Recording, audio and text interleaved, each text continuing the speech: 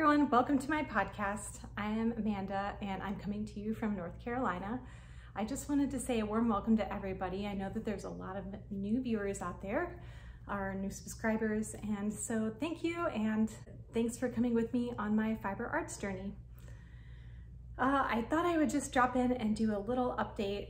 I don't have a ton to show, I feel like, in terms of knitting content because as most of you might know, Tour de Fleece happened in July, so I was doing a ton of spinning.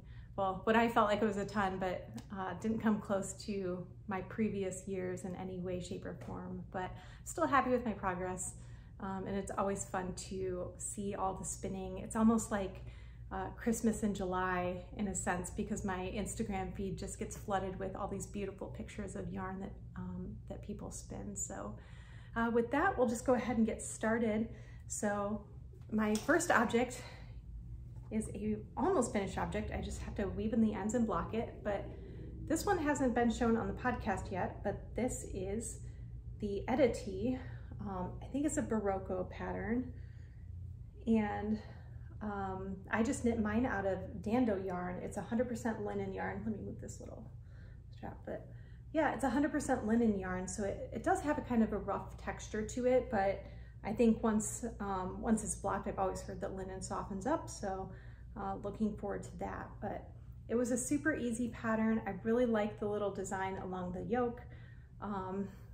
And mine, of course, I ran out of yarn for it, so I had to, this is like the theme of my year. I feel like I'm always like running out of yarn. Normally I have the opposite problem where I buy too many skeins of yarn and I'm always stuck with like an extra skein. So recently I've just tried to cut back to what I think I'm gonna need, and if I need more, I order more. And so that was the case with this one, and I needed 2 additional skeins from what the pattern had quoted me on, but also that's partially me because I like mine to be extra long and kind of go past my hip bones. So I'm not exactly sure how many skeins I used total. I think it's all on my Ravelry page, so if you're interested in that, go over there and check it out, or go down below. I link all my projects down below so that people can see them and then link to the pattern if they like the pattern. So, so that is my Etta tee. And I think the color is super appropriate for this time of year that we're in. It's kind of like, you know, ending summer, the weather's starting to cool down here as we're moving and transitioning into fall. So very happy with this one and how it came out. The next finished object I've kind of talked about. Again, I need to weave in my ends, but I'll get there. I usually weave things in pretty fast, but I just finished these last night, so so that's why the ends haven't been woven in. It dark yarn, and it was kind of dark when I finished them. So these are just a pair of socks for my mom. I had originally talked about how I need to cut in all the heels for her socks, and then I can gift them to her for her birthday. So trying to get 6 pairs of socks for her. I'm going to see her soon, so hopefully I can get them done in time. But I don't remember what this yarn was. She purchased it at a yarn shop, I think in Milwaukee, Wisconsin.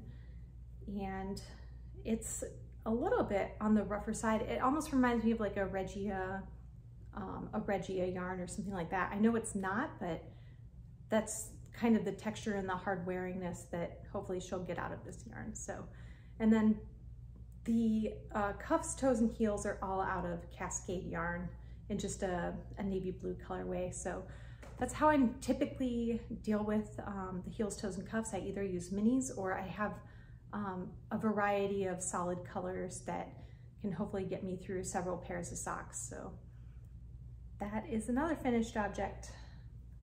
And then that pretty much does it for finished objects. I did start a couple new projects, which I shouldn't have done, but I wanted to do. So here we are in, you know, inspiration land with Amanda. So the first thing I started is a Rydal sweater. This is out of Marie Wallin's newest book, Cumbria, and I'm knitting it out of her British Breeds yarn. I just got slightly past the ribbing, so you can't even really see the patterning that I've completed so far because I only have a couple of rows done, but really enjoying the pattern. It was kind of a nice break to take with just doing like the ribbed color work by, you know, carrying and doing Fair Isle color work. So really liking where this is going. I'm excited to see the entire thing. That was one of my favorite patterns that she had in that book because it had a lot of green in it, and that's definitely one of my favorite colors to wear along with purple. So that's about all I have to say about this project. I am knitting the size medium. That's typically what I knit in her projects because it fits me really well. The next pattern I have is my HIMMEL tank, and this is out of WoolFolk Stra yarn, which is a 50-50 merino and linen blend. I'm kind of on a summertime yarns kick, and it's a really beautiful pattern that is in the WoolFolk collection. I am drawing a blank on the designer's name right now, but she's fairly popular.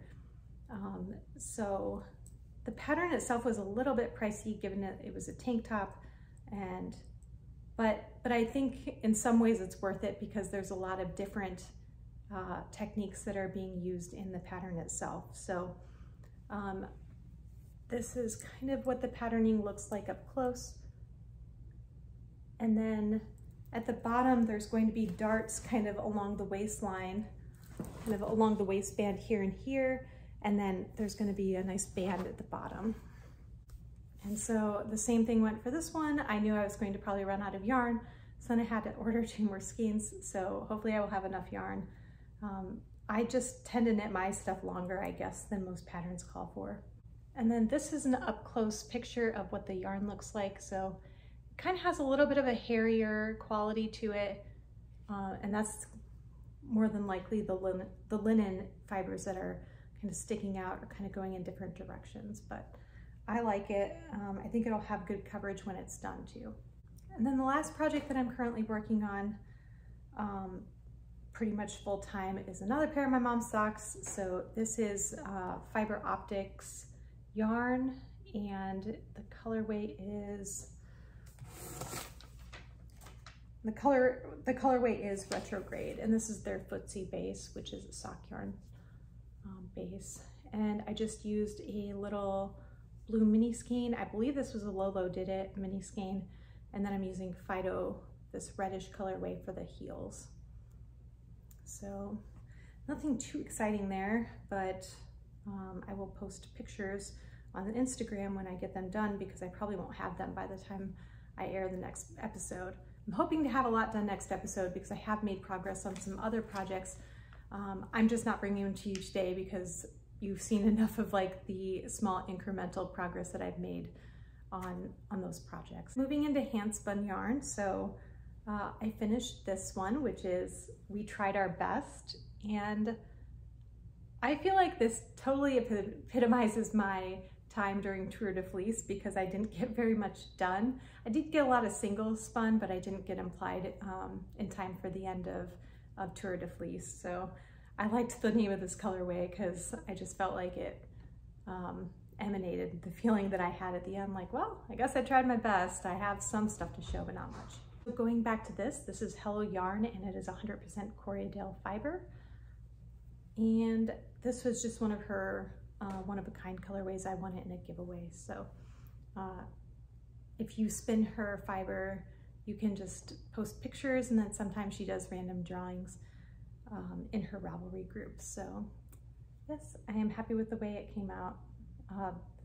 And then the next one I have is this beautiful John Arbon braid, also 100% Corriedale. And this is more of a blended, muted fiber, the way that it's dyed and everything. And so I spun this one 2-ply. The previous one was spun 3-ply, I forgot to mention that, but yeah, I think it looks almost like an opal. If there is such a thing as a blue opal, this is probably emanating that. And then lastly, I think I showed the singles for this, but this is a Toucan colorway. I'm blanking on the dyer. I bought it at Wisconsin Sheep and Wool Festival. This is 100% alpaca, but I think the colorway definitely matches the colorway name Toucan definitely matches the fiber. And so I just spun this 2-ply as well. I very rarely spin alpaca, so this was a nice change, but it definitely has a lot more drape than, you know, say Corriedale fiber, which, you know, has a little bit, but not nearly as much as, you know, alpaca does. So I'm not sure what I'm going to do with any of these yarns, but they might go up in my shop, or I know this one I have a few more braids to spin as well.